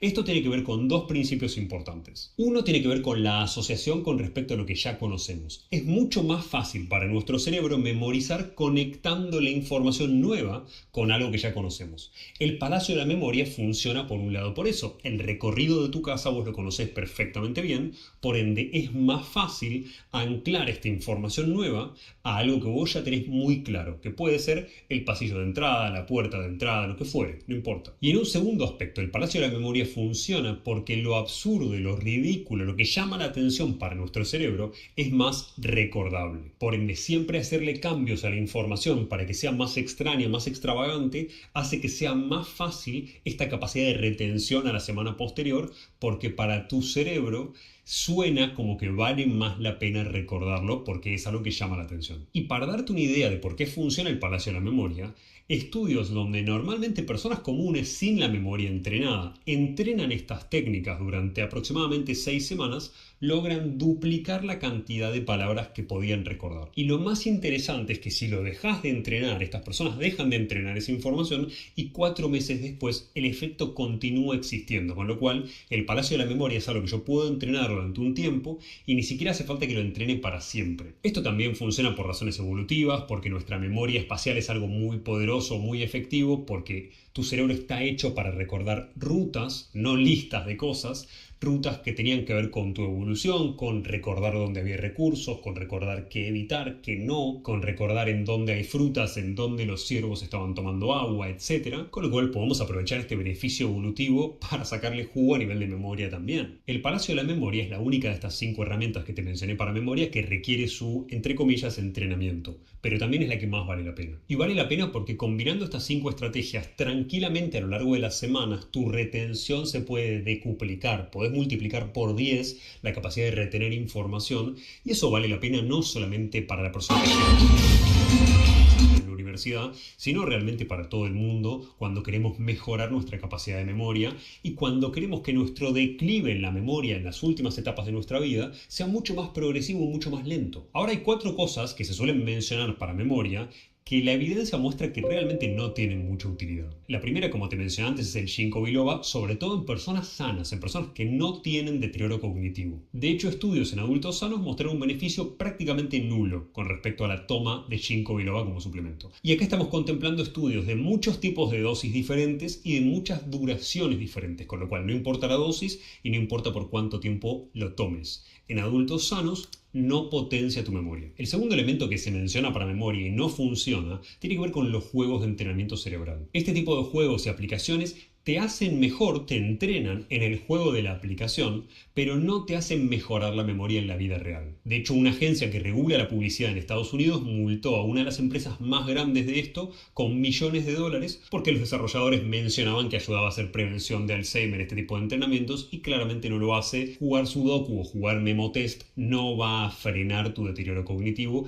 y no va a hacer prevención de Alzheimer. Y el tercero tiene que ver con esa estrategia de recuperación que hablábamos antes. Si funciona mejor cerrar el libro y tratar de recordar por tu cuenta, obviamente releer esos apuntes o esa información o subrayar con un resaltador no va a ser particularmente útil a pesar de que todos lo hayamos hecho en el pasado. Y hay una revisión científica de más de 50 años de investigación que clasifica las técnicas de estudio y pone a esta como una de las menos efectivas. Lamentablemente es uno de los casos donde las técnicas más populares son realmente las menos efectivas o las menos útiles para vos. Y el cuarto elemento, como también vimos al principio, tiene que ver con estudiar con música que tenga letra. Y un estudio sobre esto mostró que rinde peor estudiar con música con letra, que puede llegar a motivarte, te puede llegar a ayudar a sostener el esfuerzo de estudiar porque te gusta esa música, pero es peor para tu retención y para tu memoria que estudiar en silencio, porque la letra compite con tu lectura, básicamente, con tu capacidad de retención. Esto tiene que ver con un fenómeno que en neurociencia llamamos saliencia auditiva. Tu cerebro se desarrolla a lo largo del tiempo para prestarle atención a sonidos específicos que te llaman la atención, que te pueden despertar, que te hacen concentrarte en eso específicamente, y para sonidos donde no hay saliencia auditiva y que tratan en general de no interrumpirte. Si alguien te habla mientras estás leyendo, la competencia entre ambos hace que vos prestes más atención a la persona que te está hablando. Eso tiene que ver con nuestro desarrollo evolutivo. Y te dejo un protocolo simple que sirva para que pruebes todo esto, para que lo pongas en práctica, y simplemente tenés que elegir algo que querés aprender durante esta semana. En el día 1 o el día 2 vas a leer esa información 2 veces, después vas a cerrar el libro o la computadora y vas a escribir lo que recordás, aunque cometas errores. En el día 3 puedes escribir pequeños papeles con 1 o 2 palabras que disparen conceptos que te ayuden a vos a recordar esa información, y podés integrar eso con una caminata rápida de 30 o 45 minutos. El día 4 trata de dormir 8 horas o de dormir la máxima cantidad de tiempo para sueño REM. Si no sabes cómo, te dejo mi video sobre sueño en la descripción. Y al día siguiente repasás sin mirar, sin abrir nada. Y el día 6 y 7 empezá a aplicar el método de Palacio de la Memoria sobre la parte más difícil de información, la parte que no lográs memorizar, y empezá a explicarlo en voz alta sin notas. Una semana así te puede ayudar a retener más información que un mes leyendo. Por ende, ponelo en práctica para memorizar lo que necesites y para alargar la vida útil de tu memoria a lo largo de la vida.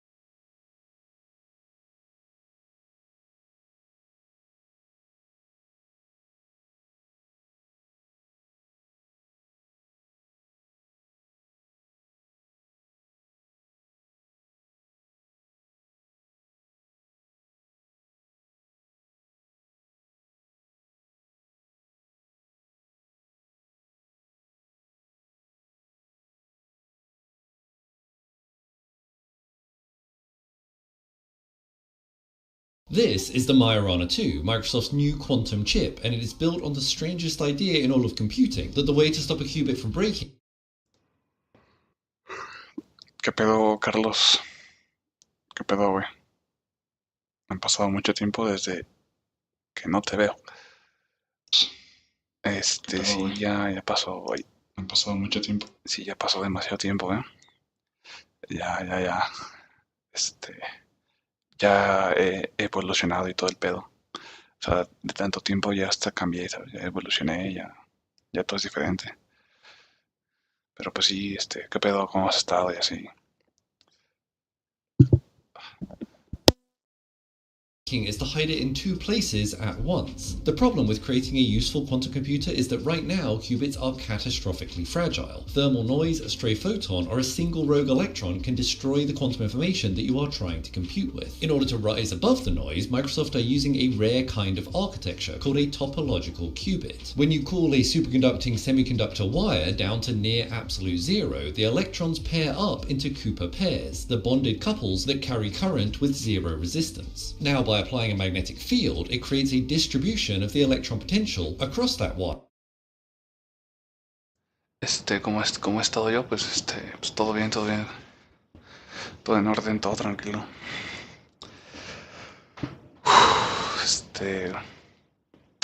Y pues sí, lo que me gusta hacer ejercicio, estar sano, tener la mente, pues, en buen estado. Aprender, investigar y todo eso. Sí.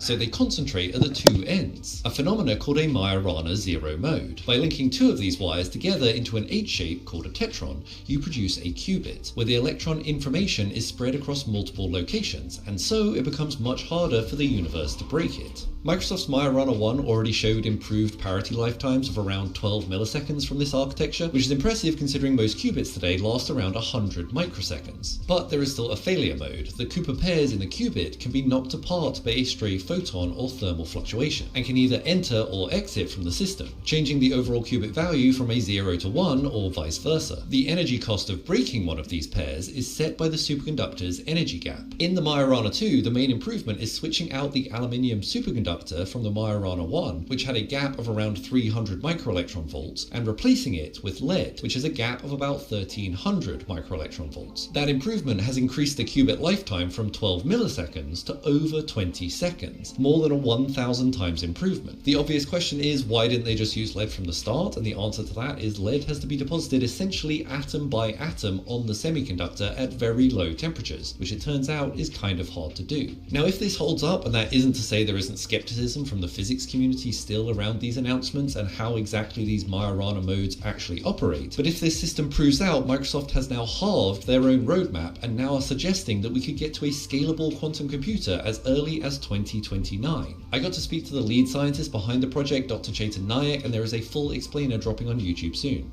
If you like science and the idea that the safest place to hide something is everywhere all at once, follow for more.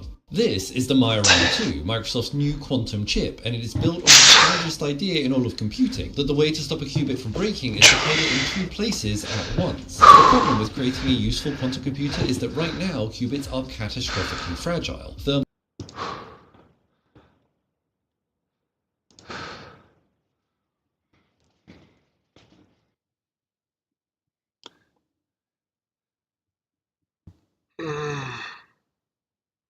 Encontró un planeta dentro de la Tierra. No mames. No creo, güey. Neta, no creo. Top 7 personajes. A ver. Vamos a ver esto ahora. Bueno, ya no es en inglés, gente, nos pero... presenta un universo post-apocalíptico que sigue las aventuras de Finn, un niño humano, junto con su mejor amigo y hermano adoptivo, Jake, con quien enfrenta a diferentes criaturas con distintas habilidades, capaces de controlar la magia o incluso el propio universo, cada una más fuerte que otra. Y aquí veremos a los personajes más poderosos de este mundo post-apocalíptico. Además, no estamos perdidos. Solo debo estirarme, pasar estos árboles y ver dónde estamos.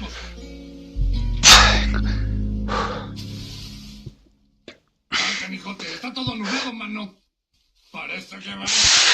Orgalorg es una bestia ancestral, una de las criaturas más antiguas del universo, que existía antes incluso del concepto del tiempo o de la nada, donde incluso se dice que Orgalorg tiene más de 8 trillones de años y que vagaba por el universo conquistando sistemas solares solo por capricho, sin mostrar piedad por sus habitantes. Sin embargo, este ser fue desterrado a la Tierra por Grot hace miles de años, luego de intentar absorber el poder de un cometa catalizador para gobernar el sistema solar. Ya en la Tierra, la gravedad del planeta lo comprimió en una forma parecida a la de un pingüino, haciéndole perder todos sus recuerdos. Así fue como se encontró con el Rey Helado, adoptando el nombre de Gunther. Pero tras recibir un fuerte golpe, logró recuperar su memoria, enviando un mensaje psíquico a un planeta en otra galaxia, lo que provocó pánico entre sus habitantes. Y después de los acontecimientos finales de Hora de Aventura, Gunther usa la corona del Rey Helado, transformándose en una criatura de hielo, pero que tal vez nunca regrese a su verdadera forma. Hombre Mágico es un marciano que fue desterrado a la Tierra por sus crímenes contra los habitantes de Marte, y en lugar de cambiar su vida como había planeado, el Hombre Mágico actuó como un completo cretino durante más de 200 años. Originalmente fue presentado como un vagabundo sin hogar, pero en realidad posee enormes poderes mágicos, capaces de transformar a personajes como Finn en un pie gigante o en cualquier otra cosa. Además, puede distorsionar el tiempo, intercambiar cuerpos y teletransportarse a voluntad, siendo alguien extremadamente insoportable para Finn y Jake. Y aunque actualmente perdió sus poderes y su magia junto con su locura, ya que fueron transferidos a Betty, convirtiéndola en una maga loca. Cocontepi fue una deidad de magia oscura y anteriormente una bestia ancestral, considerado el origen de toda la magia existente en la Tierra, donde su cuerpo está enterrado bajo la ciudad de los magos y su influencia es tan poderosa que algunos magos aún adoran su cadáver y buscan resucitarlo, y para lograrlo intentan usar el líquido que emana de su corazón, pues quien lo beba se convierte en el recipiente destinado a albergar a Cocontepi. Sin embargo, si el individuo no es digno, su cuerpo explota por la energía desbordante. En cambio, si el recipiente es compatible, obtiene un enorme poder mágico, capaz de enfrentarse e incluso superar a los magos más poderosos, matándolos al instante, ya que este nuevo portador puede realizar prácticamente cualquier tipo de hechizo, como creación de fuego, hielo, ondas sónicas y más, ya que al ser la criatura que dio origen a la magia misma, su poder no puede ser medido ni comprendido por completo, ya que nunca lo vimos en su verdadera forma, pero el recipiente puede volver a la normalidad vomitando la esencia de este ser ancestral, liberándose de su influencia. Grop, Gop, Glop, Grot. Este ser es una deidad de 4 caras que habitaba en Marte y era el hermano mayor del hombre mágico, donde cada cabeza tiene un nombre y una personalidad distinta, y una de ellas, Glop, es adorada como un dios en O, y este ser posee la capacidad de volar por todo el espacio, impartiendo justicia cuando es necesario, ya que fue el que derrotó a Orgalorg y lo expulsó a la Tierra. También puede sobrevivir y hablar en el vacío del espacio, además de desplazarse a velocidades extremadamente altas, llegando a la Tierra desde Marte en cuestión de minutos. Aún así, no es invencible. En un acto heroico, sacrificó su vida para proteger Marte de una nave espacial que se estrellaba en el planeta. Sin embargo, más tarde se descubrió que logró sobrevivir. Hanson Abadir es el padre de Marceline y gobernante de la Nocheósfera, un lugar que no es el infierno, pero que se encarga de hacer sufrir a sus habitantes por la eternidad, además de tener el control sobre todas ellas, que aunque parece un vampiro, es en realidad un demonio sumamente poderoso e inmortal, donde muchos dicen que incluso es una bestia ancestral, ya que se caracteriza por su naturaleza malvada y caótica, el cual puede succionar almas, cambiar de forma, invocar nubes asesinas que desintegran a sus enemigos y cuenta con una gran regeneración, mientras que su combinación de fuerza y flexibilidad lo hace superior en combate, siendo casi la manifestación del caos en el universo. Algunos de sus poderes provienen del amuleto de la Nocheósfera, que dota a su portador de habilidades sobrenaturales y al mismo tiempo lo llena de maldad caótica, pero él parece ser el único que controla el amuleto sin caer en la locura, y mientras más almas roba, más fuerte y grande se hace. Muerte es el antiguo gobernante de la tierra de los muertos y de los mundos muertos. Y como su nombre indica, al ser la manifestación de la muerte, él controla la vida, la reencarnación y el ciclo de la vida y la muerte, siendo capaz de resucitar seres, anular la inmortalidad, volverse intangible e invisible, teletransportarse, generar energía y restaurar la memoria. Y al ser la manifestación de algo fundamental en todo el universo, tiene poder absoluto sobre casi todos los seres del universo, con algunas notables excepciones, donde la única forma de hacer que muerte ayude a alguien es haciendo un sacrificio apropiado, venciéndolo en una batalla musical, o mencionando a su amigo Mentita, el cual tiene una conexión profunda con la muerte, no solo logrando entrar y salir de su reino, sino que posee un conocimiento impresionante de dicha tierra. El Lich es un antiguo ser cósmico que representa la inevitable muerte de todas las cosas. Su esencia se depositó en la Tierra millones de años antes del inicio de la serie, pero cobró vida física cerca del final de la Guerra de los Champiñones, al poseer a una persona sumergida en residuos mutagénicos,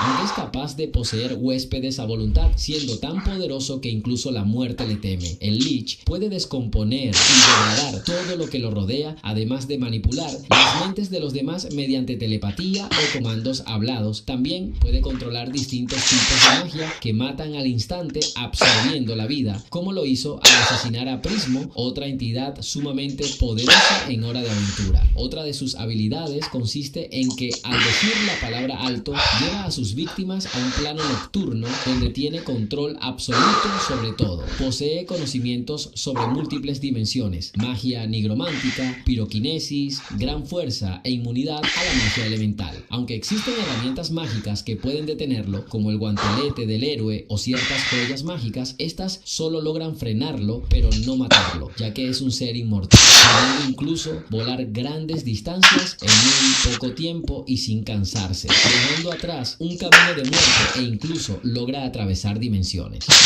Búho cósmico es un ser cósmico del que se conoce muy poco y cuyos poderes son más que nada abstractos e inciertos, el cual se manifiesta en un reino subconsciente y en los sueños de todos los seres del multiverso, logrando viajar libremente entre los sueños de cualquier ser vivo de cualquier universo. En este mundo, el búho es casi un dios absoluto, capaz de controlar todo y a todos a su voluntad, e incluso parece ver el futuro, ya que todo aquel que sueña con él sufre un presagio, generalmente de que algo malo va a pasar, pero sus poderes van más allá del mundo de los sueños, ya que también es el depredador natural de algunas criaturas, pero a pesar de ser una entidad cósmica y por lo tanto tiene un inmenso poder, tiene una personalidad amigable, siendo incluso amigo de Prismo, y en todo el multiverso, donde existen diferentes versiones de un mismo ser, el búho cósmico es único y trascendental en todo el multiverso.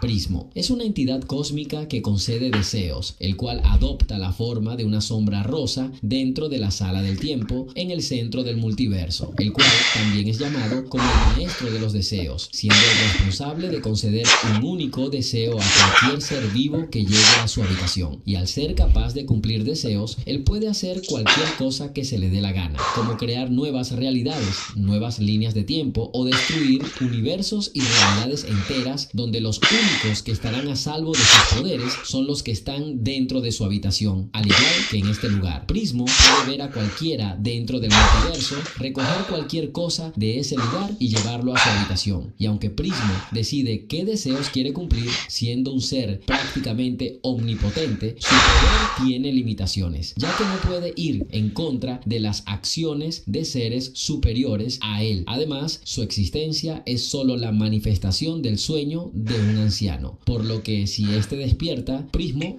desaparece.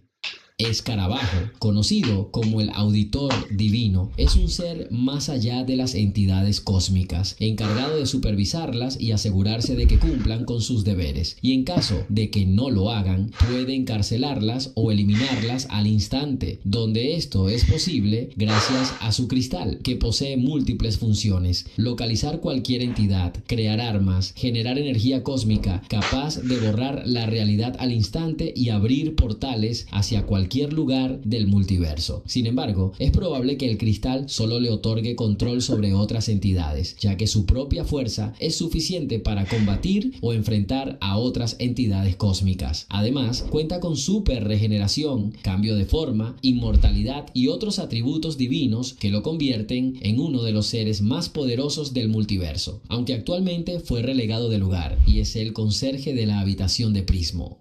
Golb es una entidad cósmica que personifica el desastre, tan poderosa que no puede ser destruida, aunque puede ser debilitada por la armonía. La mayor parte de sus apariciones se reducen a menciones hechas por otros personajes de gran poder que lo nombran con temor, como el propio Lich, quien se autodenomina el último erudito de Golb, el cual existe más allá de las dimensiones y el tiempo e incluso ha sido llamado el ser original, lo que lleva a algunos a teorizar que podría ser el dios creador de todas las dimensiones. Cuando finalmente fue invocado en O en medio de una guerra, ambos bandos unieron fuerzas para combatirlo sin éxito alguno, pues Golb resultó invulnerable tanto a ataques físicos como a ataques mágicos. Solo pudo ser neutralizado cuando Betty se sacrificó y se fusionó con él, transformándose en una nueva entidad conocida como Golb Betty. La versión original de Golb es capaz de resistir sin esfuerzo los deseos de Prismo, de formar la realidad a voluntad y liberar un gas peligroso a través de su boca, el cual convierte a los seres vivos en bestias imbuidas de discordia, donde estas criaturas poseen una fuerza y resistencia tremendas, capaces de causar daños masivos y regenerarse inmediatamente tras ser destruidas. Además, con tan solo su mente, Golb puede borrar la existencia de cualquiera a su antojo, eliminándolo de todos los universos posibles o deformándolo según su voluntad. En cambio, ya como Golb Betty fue capaz de convertir al Lich en un bloque verde con tan solo mirarlo.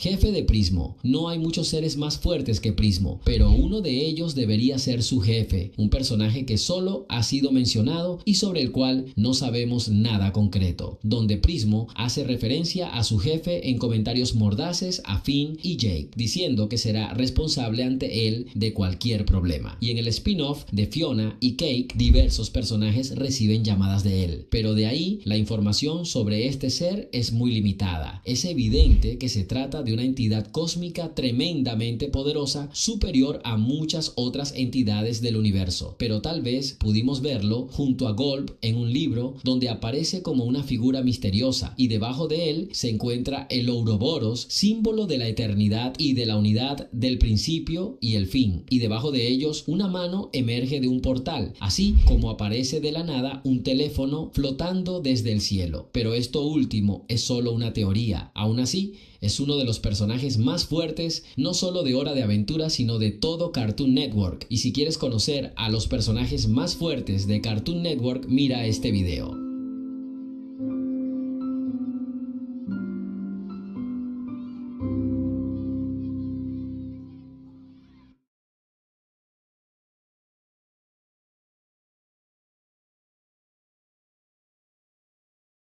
Desde el invento de las armas nucleares, la humanidad ha estado a punto de destruirse accidentalmente varias veces.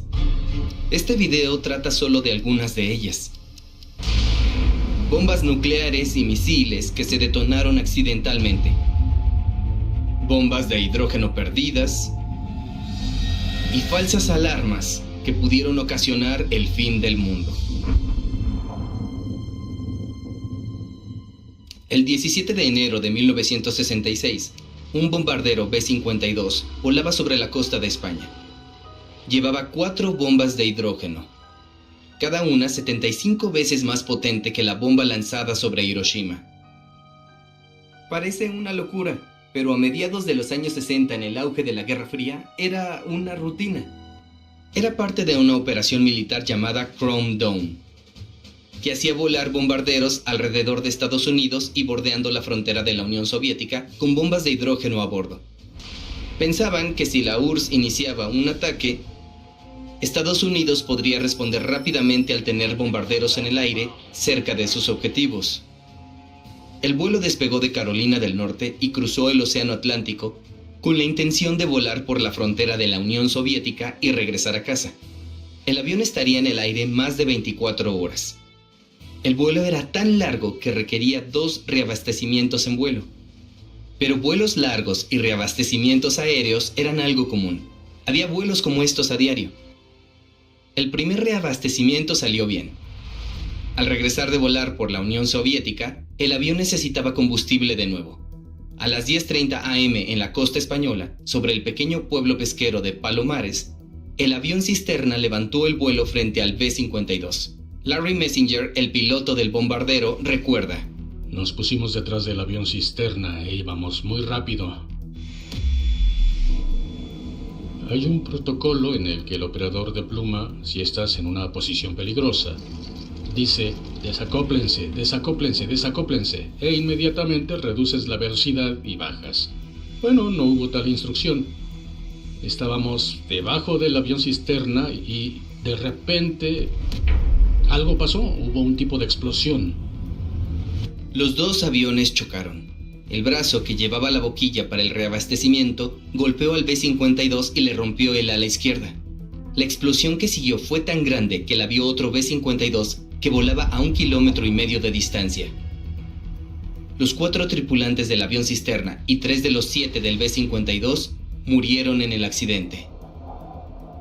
Las 4 bombas cayeron a tierra.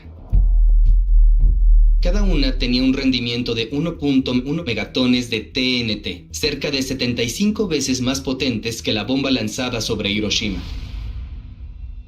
Una bomba de hidrógeno obtiene la mayor parte de su energía de la fusión de tritio y deuterio, que son isótopos de hidrógeno con más neutrones. Cuando estos isótopos se fusionan en helio, se pierde un poco de masa que se libera en forma de energía, pero se requiere una cantidad enorme de energía para iniciar la reacción. Es por eso que la bomba de hidrógeno es 3 bombas en una. Una bomba convencional que al detonarse hace estallar la bomba de fisión de plutonio, lo cual crea temperaturas y presiones tan elevadas y libera rayos X tan energéticos que desencadenan la reacción de fusión. Los explosivos convencionales de 2 de las 4 bombas se detonaron con el impacto. Afortunadamente, para desencadenar la reacción de fisión, la explosión debería ser simétrica. Pero como los explosivos convencionales se detonaron al chocar contra el suelo, la onda de choque no fue simétrica, por lo que las bombas de fisión y fusión no se activaron. Por desgracia, el explosivo convencional hizo estallar el núcleo de plutonio, contaminando un área de 2.6 kilómetros cuadrados de la costa española con material radioactivo. Actualmente, la zona sigue contaminada con átomos radioactivos. Pero tras el accidente se les dijo a los habitantes que no comieran productos locales y se impuso un embargo en los mercados cercanos. La tercera bomba se encontró intacta en el lecho de un río cercano, pero la cuarta bomba no aparecía. En algún lugar de la soleada costa del sur de España está perdida una bomba H. Lleva perdida más de 3 semanas. Señor embajador, ¿qué tal el mar esta mañana? ¿Por casualidad no se tropezó con la bomba mientras nadaba hoy? Ojalá. 29 barcos del ejército estadounidense participaron en la búsqueda y aún así tardaron 81 días en localizar y recuperar finalmente la bomba. Lo voy a volver a decir. Había una bomba de hidrógeno 75 veces más potente que la lanzada sobre Hiroshima y estuvo desaparecida durante casi 3 meses. No se trata de un incidente aislado. Es tan común que el ejército estadounidense tiene un término para los accidentes con armas nucleares. El reloj del día D comenzó así a andar con el mensaje de una posible flecha rota desde la base aérea de Nellis. Los llaman flechas rotas. El registro oficial del Pentágono es de 32 accidentes de este tipo entre 1950 y 1980. 5 de ellos ocurrieron durante la operación Chrome Dome, casos en los que se estrellaron B-52 que llevaban bombas de hidrógeno.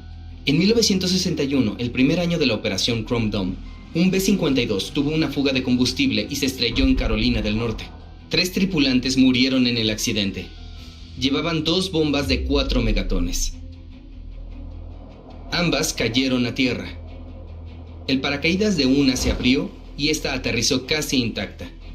La otra se estrelló en un campo y se rompió en pedazos. La buena noticia es que los explosivos convencionales no estallaron, por lo que el plutonio radiactivo no se esparció por toda Carolina del Norte. La mala noticia es que los explosivos convencionales no estallaron, por lo que podría ser que las bombas de hidrógeno pudieran estar listas para detonar con toda su fuerza. 52 años después del incidente, el teniente Jack Revell, responsable de la eliminación segura de la bomba, recordó: Y cuando empezamos a cavar buscando la segunda bomba, uno de mis sargentos dijo: Teniente, encontré el interruptor de seguridad. Y yo dije: genial, Y él dijo, no es genial, está activada. En ese entonces, un vocero del Departamento de Defensa dijo que las bombas estaban desactivadas y no podrían haber explotado accidentalmente. Pero en un informe desclasificado en 2013, se afirmaba que la bomba estaba activa. Un simple interruptor podría haber provocado la detonación. Por cierto, la bomba sigue ahí, sepultada bajo 50 metros debajo del campo. Luego de que la bomba cayera en el campo, hubo una inundación relámpago y no pudo ser recuperada.